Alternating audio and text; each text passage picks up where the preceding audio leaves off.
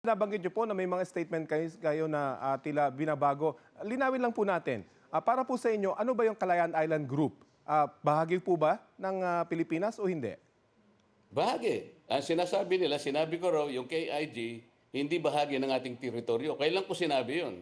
Sila ang naglalagay ng mga salita sa aking bibig para yun nga yung strawman fallacy. Gagawa sila ng statement at isasabihin nila na yun ay nagmula sa akin. Ang pinag-uusapan lang naman doon, Rafi, kaya nabanggit yung KIG, ay yung territorial waters, yung maritime waters, entitlement ng KIG, hindi yung kalupaan. Pagdating po sa West Philippine Sea, sino po may karapatan dito? Pilipinas ho ba?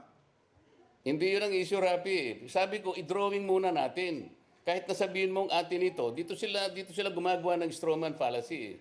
Sinasabi ko lang, i-drawing natin ang hangganan ng West Philippine Sea sapagkat 14 years ago, minanduhan na, inorderan na sa pamagitan ng administrative order, presidential directive ito, Rafi, sinabi na sa NAMRIA, kasama yung DFA, i-drawing nyo yung mapa ng Pilipinas reflecting the West Philippine Sea at i-deposit ninyo kanya sa UN Secretary General at notify all international organization.